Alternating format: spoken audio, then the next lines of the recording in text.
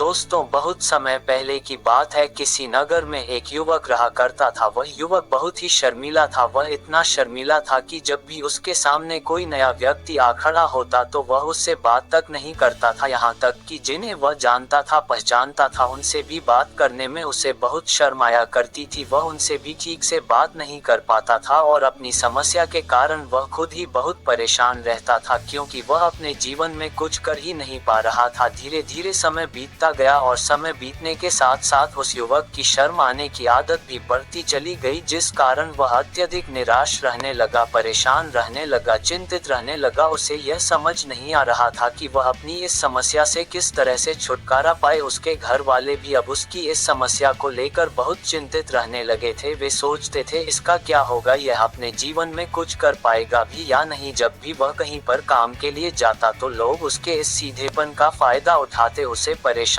करते। वह कुछ ज्यादा कह नहीं पाता था, जिस कारण उसे कोई कुछ भी कह देता और वह वहां से चला जाता। इन्हीं सब कारणों की वजह से उसका मन किसी भी काम में नहीं लगता। वह हर काम को कुछ ही दिनों में छोड़ दिया करता। उसके मन में बहुत कुछ चल रहा था, उसके मन में विचारों के तूफान उठ रहे थे। वह सबसे बहुत कुछ कहना चाहता था, लेकिन अपनी इस आदत के कारण वह किसी से कुछ नहीं कह पा रहा था। वह अंदर ही अंदर घुटता जा रहा था। सारे विचार, सारे बातें उसके मन में ही दबी पड़ी थे, लेकिन कभी भी वह किसी से भी अपने मन की बात नहीं बताता था। जब छोटा सा बच्चा था तब लोग उसे बहुत पसंद करते थे।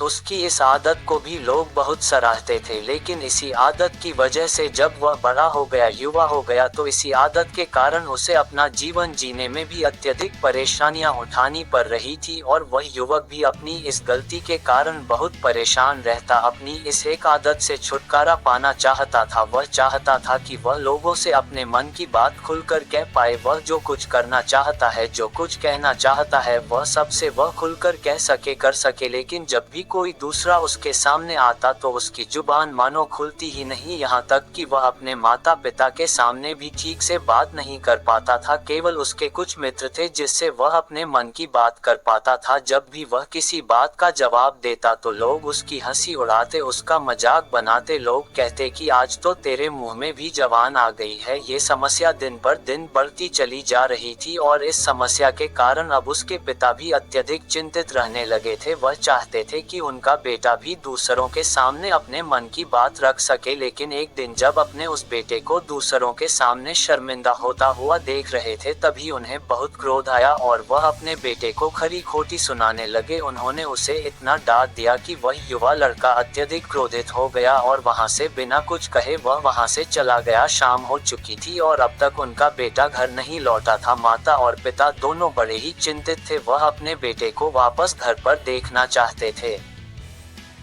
लेकिन युवा लड़का तो भागते भागते पहाड़ की चोटी पर जा पहुंचा था। वह वहां से नीचे की ओर झांक रहा था और ईश्वर से कह रहा था, हे भगवान, आपने मुझे ऐसा क्यों बनाया? लोग मेरा मजाक उड़ाते हैं, लोग मेरी हंसी उड़ाते हैं। जब मैं इस दुनिया में अपने मन की बात रख ही नहीं सकता, मैं किसी से कुछ कह ही नहीं सकता, तो फिर मैं इस जीवन को जीकर क्या करूंगा? जब भी मैं किसी से कुछ कहने की कोशिश करता हूँ तो लोग मेरा मजाक बनाते हैं, मेरी हंसी उड़ाते हैं, यहाँ तक तो कुछ भी कहकर चला जाता है, मैं उसका कोई जवाब नहीं दे पाता। ऐसा जीवन जीकर मुझे क्या मिलेगा? इसलिए मैं तेरे पास आ रहा हूँ। इतना कहकर जैसे ही वह युवक कूदने की तैयारी कर रहा था, तभी पीछे से आवाज सुनाई पड़ी, बेटा, जान देना तो बहुत आसान है, लेकिन इस जान को तुम वापस नहीं पा सकोगे। जैसे ही यह आवाज उसके कानों में पड़ी, वह पीछे मुड़कर देखने लगा। उसने जैसे ही पीछे मुड़कर देखा, उसने पाया कि एक बौद्ध भिक्षु उसके पीछे खड़े हैं। उन्हें देखकर दरसा गया और अपने कदम पीछे खींच लिया और चुपचाप वहां पर खड़ा हो गया। अपनी आदत के कारण उनसे कुछ कह नहीं पा रहा। तभी बौद्ध भिक्षु उस युवक से कहते हैं, बेटा, क्या बात है? आखिर तुम यहाँ पर क्या कर रहे हो? तुम अपने इस जीवन को क्यों समाप्त करना चाहते हो? यह अनमोल जीवन बहुत कम लोगों को नसीब होता है और तुम्हें ये जीवन व्यर्थ लगता है। इस पर वह युवक कहता है, नहीं नहीं, कुछ नहीं, मैं तो बस यहाँ पर खड़ा होकर देख रहा था। तभी बौद्ध भिक्षु उस युवक से कहते हैं, बेटा, मैं जानता हूँ कि तुम यहाँ पर क्या करने आए थे, तुम मुझसे कुछ नहीं छुपा सकते, लेकिन मैं चाहता हूँ कि तुम अपनी समस्या मुझसे खुद बताओ, तभी मैं उसका समाधान तुम्हें बता पाऊंगा। यदि तुम चाहते हो कि कोई तुम्हारी मदद करे तो उसके लिए पहले तुम्हें ही आगे बढ़ना होगा। यदि तुम चाहते हो कि मैं तुम्हारी समस्या का समाधान करूं तो तुम्हें मुझे अपनी समस्या बतानी होगी, वरना मैं कुछ नहीं कर सकूंगा। उन बौद्ध भिक्षुओं की यह बात सुनकर वह युवक कहता है, नहीं नहीं, मैं ठीक हूँ, मैं सच कह रहा हूँ। उस युवक की यह बात सुनकर बौद्ध भिक्षु उस युवक से कहते हैं, ठीक है बेटा, यदि तुम नहीं चाहते कि मैं तुम्हारी मदद करूं तो कोई बात नहीं, मैं तुम्हारी बात पर विश्वास कर लेता हूं, लेकिन तुम्हें भी मेरी एक बात पर विश्वास करना चाहिए कि मैं तुम्हारी मदद के लिए ही यहाँ पर आया हूँ। तुम चाहो तो तुम अपनी समस्या मुझे बता सकते हो, मैं तुम्हारी इस समस्या का समाधान भी अवश्य करूँगा। इसका जवाब देते हुए युवक उन बौद्ध भिक्षु से कहता है, नहीं नहीं, मैं ठीक हूँ, आप जाए। इस पर वह बौद्ध भिक्षु उस युवक से कहते हैं, ठीक है बेटा, यदि तुम चाहते हो कि मैं यहाँ से चला जाऊँ तो मैं यहाँ से चला जाता हूँ, लेकिन मेरी एक बात याद रखना, मेरे जाने के बाद मैं तुम्हारी कोई मदद नहीं कर पाऊंगा और हो सकता है कि तुम्हारी मदद के लिए कोई और आगे भी नहीं आए। इतना कहकर बौद्ध भिक्षु पीछे की ओर पूरे मुड़े अपने मार्ग में आगे बढ़ने लगे। वो युवक वहीं पर खड़ा होकर सब देख रहा था। जैसे ही कुछ दूर पहुँचे तो युवक ने जोर से आवाज लगाई, हे गुरुदेव, मेरी समस्या बहुत बड़ी है, क्या आप उसका समाधान कर सकेंगे? क्या आप मुझे उसका समाधान दे सकेंगे? ये सुनकर बौद्ध भिक्षु वहीं पर खड़े हो गए। पीछे मुड़कर उन्होंने उस युवक की बात का जवाब देते हुए कहा, बेटा, इस दुनिया में कोई भी ऐसी समस्या नहीं है जिसका कोई समाधान ना हो। यदि तुम मुझे अपनी समस्या बताओगे तो मैं उसका समाधान अवश्य करूंगा। तभी वह युवक बौद्ध भिक्षु से अपनी समस्या बताते हुए कहता है, गुरुवर, मेरी एक बहुत बड़ी समस्या है कि मैं शर्मिला हूँ, जिस कारण मैं किसी से कोई बात नहीं कर पाता, यहाँ तक कि मैं अपने मन की बात भी किसी को नहीं बता पाता। जब भी मैं किसी से बात करने की कोशिश करता हूँ तो लोग मेरा मजाक उड़ाते हैं, मेरी हंसी उड़ाते हैं। जब भी मुझे कोई खरी खोटी सुनाता है, उल्टी सीधी बातें करता है तो मैं उनका जवाब नहीं दे पाता हूँ। मैं लोगों की तरह चालाक बनना चाहता हूँ, लोगों की तरह बातों का जवाब देना चाहता हूँ, अपने मन की बात करना चाहता हूँ। मैं इस दुनिया के साथ कदम से कदम मिलाकर आगे बढ़ना चाहता हूँ। क्या इसका कोई समाधान है? उन भिक्षु ने उस युवक की सारी बातें ध्यान पूर्वक सुनी और फिर जवाब देते हुए कहते हैं, बेटा, जरूरत से ज्यादा शर्मिला होना, इसका अर्थ यह है कि तुम्हारे अंदर कोई डर है जिसे तुम पहचान नहीं पा रहे हो, जिस कारण उसका समाधान करने में भी असमर्थ हो। शर्म करना अलग बात है और डरना अलग। जब हमारे भीतर डर होता है तब हम कहीं भी किसी से भी कोई भी बात नहीं कर सकते, हमें चारों तरफ केवल डर ही नजर आता है और हम हर जगह से डरते ही रहते हैं, लेकिन इसे शर्माना नहीं कहते। शर्म तो बस एक हद तक तुम्हें चुप रख सकता है। फिर वह बौद्ध भिक्षु उस युवक से कहते हैं, बेटा, तुम सबसे अधिक किससे शर्माते हो? युवक इसका जवाब देते हुए कहता है, गुरुवर, मुझे अपने पिता से बात करने में बहुत शर्म आती है, मैं उनके सामने कुछ बोल ही नहीं पाता। तभी वह बौद्ध भिक्षु उस युवक से कहते हैं, अच्छा तो ये बताओ, जब तुम अपने पिता से बात कर रहे होते हो या फिर बात करने का प्रयास करते हो तो तुम्हारे मन में कैसे ख्याल आते हैं? युवक इसका जवाब देते हुए कहता है, गुरुवर, जब भी मैं अपने पिता से बात करने का प्रयास करता हूं तो मुझे ऐसा लगता है कि मानो मेरे पिता अभी मुझे डांट देंगे, मुझ पर क्रोध करेंगे मुझसे या नाराज हो जाएंगे, और कहीं ना कहीं मुझे ये भी लगता है कि मैं कुछ गलत बात ही करूंगा। यहाँ तक कि मेरे मन में ऐसे भी ख्याल आते हैं कि शायद मेरे पिता मुझसे प्यार ही नहीं करते। परंतु गुरुवर, आप कहते हैं कि शर्म अलग है और डरना अलग बात है, तो क्या कोई ऐसा उपाय है जिससे मुझे डर ही ना हो? क्या कोई ऐसा रास्ता है जिससे मेरे अंदर का ये डर पूरी तरह से समाप्त हो जाए? कृपया करके मुझे इस समस्या का समाधान बताएं। मुझे अपने इस डर से बाहर निकलना है, मुझे लोगों की तरह अपने इस जीवन को खुलकर जीना है।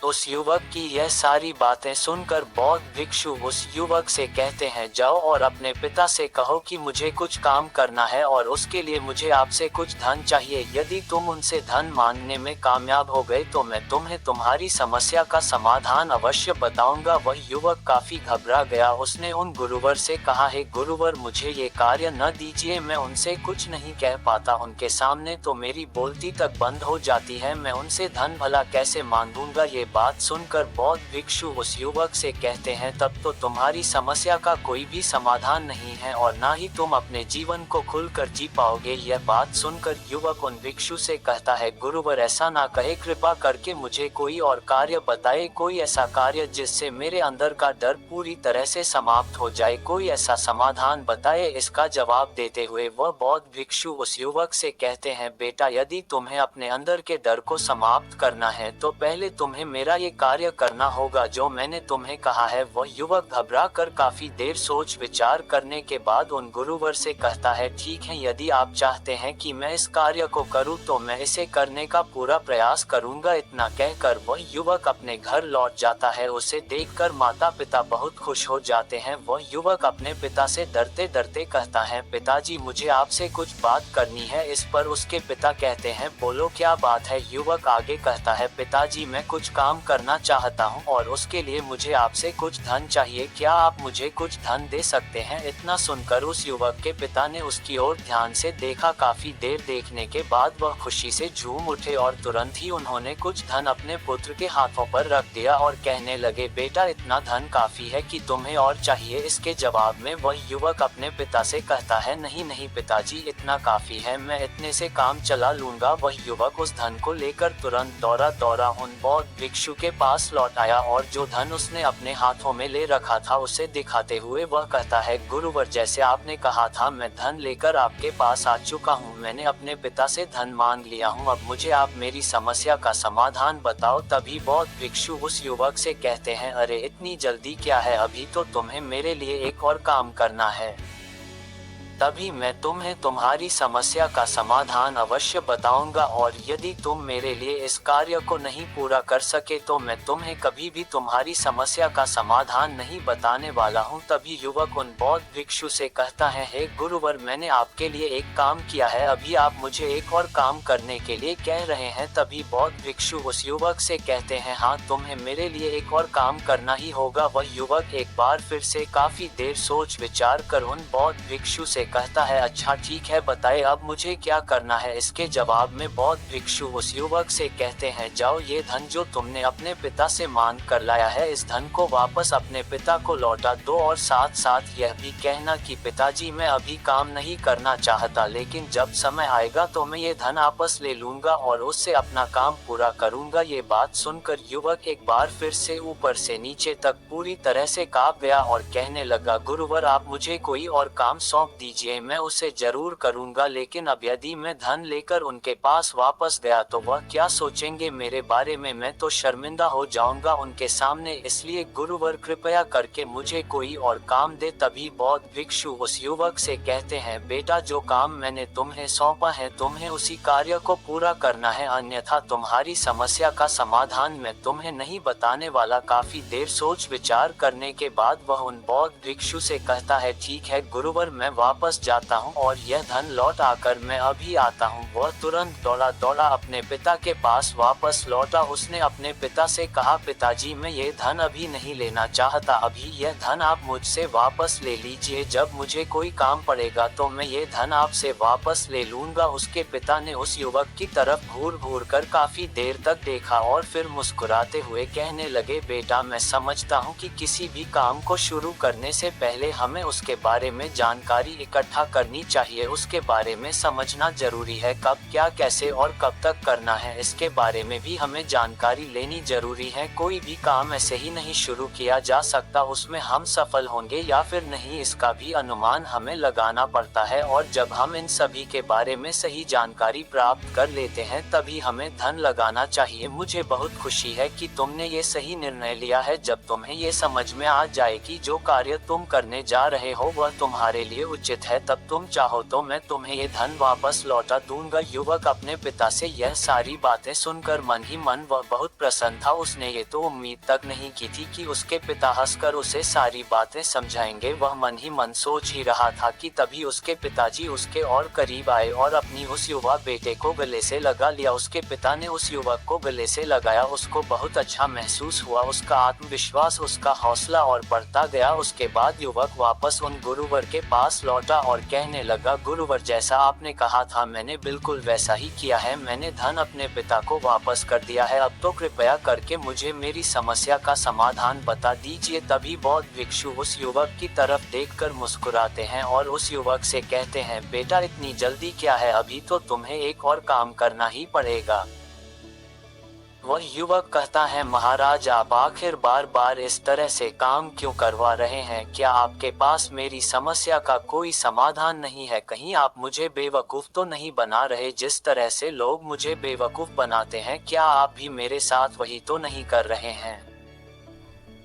आपने कहा जाओ अपने पिता से पैसे मांग कर लाओ, मैंने पैसे मांग कर लाया, आपने फिर कहा जाओ ये पैसा अपने पिता को लौटा कर आओ, मैंने आपके कहे अनुसार बिल्कुल वैसा ही किया और अब आप कह रहे हैं कि मैं आपके लिए एक और काम करूं, नहीं ये मुझसे नहीं होगा। तभी बौद्ध भिक्षु उस युवक के तरफ देखकर मुस्कुराते हैं और कहते हैं, बेटा बस यह आखिरी काम है और यह बहुत सरल भी है, तुम जैसे ही इस कार्य को पूरा करोगे मैं तुम्हें वचन देता हूँ कि मैं तुम्हारी समस्या का समाधान तुम्हें अवश्य बताऊंगा। इस पर वह युवक फिर से एक बार सोच विचार करता है और उन बौद्ध भिक्षु से कहता है, ठीक है लेकिन यह आखिरी काम जो मैं आपके लिए करूंगा, बताइए मुझे क्या करना है। तभी बौद्ध भिक्षु एक मूर्ति निकाल कर उस युवक के हाथ में थमा देते हैं। वह मूर्ति दिखने में बहुत ही साधारण सी थी, लेकिन वह बौद्ध भिक्षु उस युवक से कहते हैं, बेटा तुम्हें इसे बाजार में ले जाना है, इसे बेचना है और इसके बदले में तुम्हें 100 सोने के सिक्के लेकर आना है। जब तुम ये करने में सफल हो जाओगे तभी मैं तुम्हें तुम्हारी समस्या का समाधान तुम्हें बता पाऊंगा। वह युवक उस मूर्ति को अपने हाथ में लेकर बड़े ही गौर से देखता है और उन बौद्ध भिक्षुओं से कहता है, हे गुरुवर ये तो बड़ी ही साधारण सी मूर्ति लग रही है, मानो मिट्टी की बनाई गई हो, इसके लिए भला 100 सोने के सिक्के मुझे कौन देगा, कहीं आपका माथा फिर तो नहीं गया है, इसके 1 या 2 सोने का सिक्के मिल जाए वही बहुत है, लेकिन इसके लिए 100 सोने के सिक्के कोई नहीं देगा। तभी बौद्ध भिक्षु उस युवक से कहते हैं, बेटा मैंने जो तुम्हें काम सौंपा है यदि तुम उसे पूरा करोगे तभी तुम्हें तुम्हारी समस्या का समाधान मिल पाएगा, अन्यथा तुम चाहो तो अपने घर लौट सकते हो, फिर से वही पुराने जीवन में जहां लोग तुम्हारा मजाक बनाते हैं, लोग तुम्हें डराते हैं, सताते हैं। मैं तुम्हें यहाँ अपने डर को निकालने में तुम्हारी मदद कर रहा हूँ, तुम मेरे ये काम करके अपने डर को धीरे धीरे भगा पाओगे, मेरे इस काम को पूरा कर दो तुम्हें सब समझ आ जाएगा। वह युवक उन बौद्ध भिक्षु की बात सुनकर मन ही मन यह विचार करता है कि मुझे तो मेरी समस्या का समाधान किसी भी हालत में चाहिए, जिस कारण वह उस मूर्ति को उठाकर बाजार की ओर चल पड़ता है। बाजार पहुंचकर वह एक जगह चुपचाप उस मूर्ति को लेकर खड़ा हो जाता है और इंतजार करता है कि कोई आएगा और उस मूर्ति के बारे में पूछेगा और तब वह मूर्ति के लिए 100 सोने के सिक्के की मांग करेगा। देखते ही देखते काफी समय बीत गया, लेकिन अभी तक उसके पास कोई भी व्यक्ति नहीं आया था। उसने आसपास देखा तो लोग चिल्ला चिल्ला कर अपने सामानों को बेच रहे थे, जोर जोर से आवाज लगा रहे थे। उसने भी सोचा, यदि मुझे अपनी इस मूर्ति को बेचना है तो मुझे भी जोर जोर से आवाज लगानी होगी। उस युवक ने चिल्लाना शुरू किया, लेकिन वह इतनी जोर से नहीं चिल्ला पा रहा था, उसकी आवाज उसे खुद तक सुनाई नहीं पड़ रही थी, तो भला उसकी आवाज को दूसरे कैसे सुनते, जिस कारण उसे कोई भी व्यक्ति खरीदने के लिए तैयार नहीं था। धीरे धीरे शाम का समय हो चुका था और उस व्यक्ति को ये डर था कि कहीं वह बौद्ध भिक्षु वहां से कहीं चला ना जाए, अन्यथा उसे उसके समस्या का समाधान कौन देगा। ये सोचकर उसने जोर जोर से आवाज लगानी शुरू की, 100 सोने के सिक्के में यह मूर्ति ले लो। उसकी आवाज सुनकर लोग उसके पास आने लगे और उससे यह सवाल करने लगे, इस मूर्ति में ऐसा क्या है जो तुम इसके लिए 100 सोने के सिक्कों मांग रहे हो, इसके अंदर ऐसा कुछ तो खास होगा ही। युवक काफी देर सोच विचार कर उस युवक से कहता है, नहीं नहीं मुझे कुछ नहीं पता, मैं तो बस यह मूर्ति यहाँ पर बेचने आया हूँ। तभी उसमें से एक युवक से कहता है, अगर ऐसी बात है तो इस मूर्ति को कोई नहीं खरीदने वाला, आखिर इस मूर्ति में ऐसा क्या खास है जिसके लिए तुम सोने के सिक्के की मांग कर रहे हो, ये तो तुम्हें बताना ही पड़ेगा। धीरे धीरे कई लोग उसके पास आए और सभी ने बस एक ही सवाल किया, आखिर इस मूर्ति में ऐसा क्या खास है, ऐसा क्या बात है।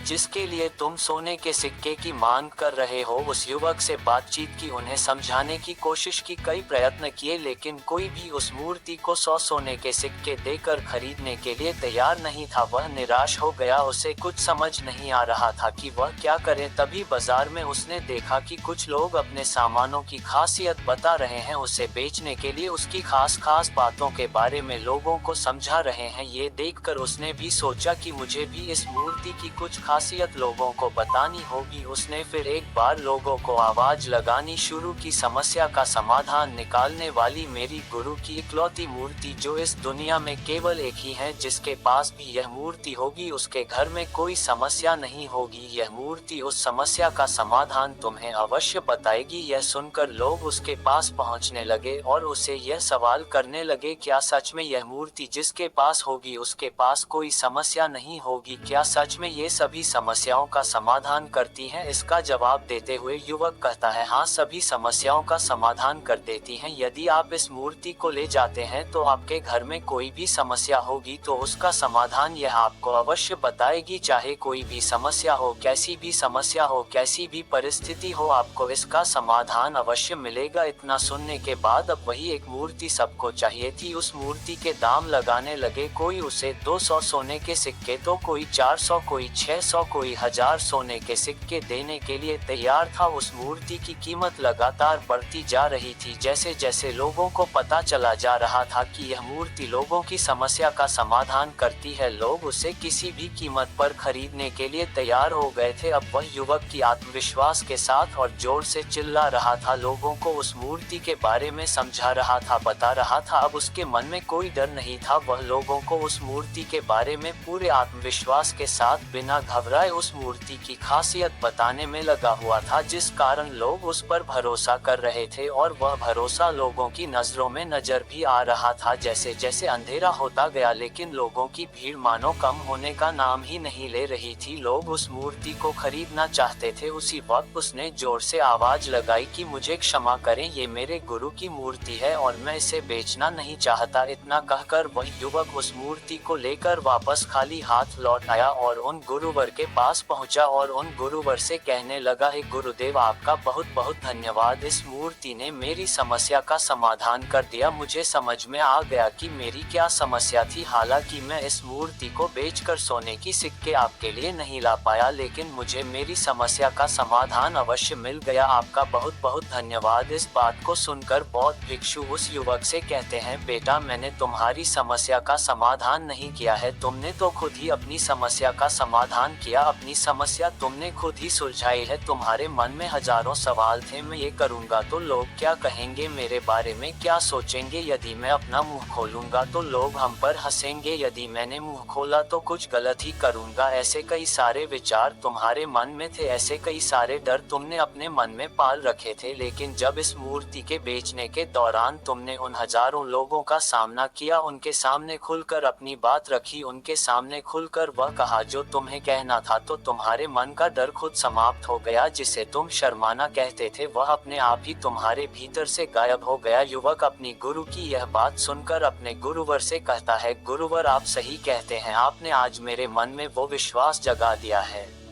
मैं अब अपने जीवन में कुछ भी हासिल कर सकता। आपका बहुत बहुत धन्यवाद। डर को धीरे धीरे खत्म करने से नहीं आपको शर्म आएगी और ना ही डर लगेगा, और जब आपके भीतर का डर हमेशा के लिए समाप्त हो जाएगा तो आप अपने जीवन में जो भी कुछ करना चाहते हैं, जो भी कुछ पाना चाहते हैं, उसका रास्ता आपके लिए पूरी तरह से साफ हो जाएगा और आप अपने मार्ग पर तेजी से आगे की ओर बढ़ने में सक्षम भी हो जाएंगे। इसलिए लोग क्या कहते हैं, क्या कहेंगे, ये सब लोगों पर छोड़ दीजिए और खुद पर विश्वास कीजिए, क्योंकि आप ही है जो अपने इस डर का सामना कर सकते हैं। अगर आप किसी ऐसे व्यक्ति को जानते हैं जो बहुत शर्माता है या अपनी बात खुलकर लोगों के सामने नहीं रख पाता, तो यह वीडियो उनके साथ शेयर करना ना भूले। दोस्तों, उम्मीद है कि आपने आज के इस वीडियो से जरूर कुछ ना कुछ सीखा होगा। ऐसी ही ज्ञान से भरपूर कहानी सुनने के लिए सब्सक्राइब करें। धन्यवाद।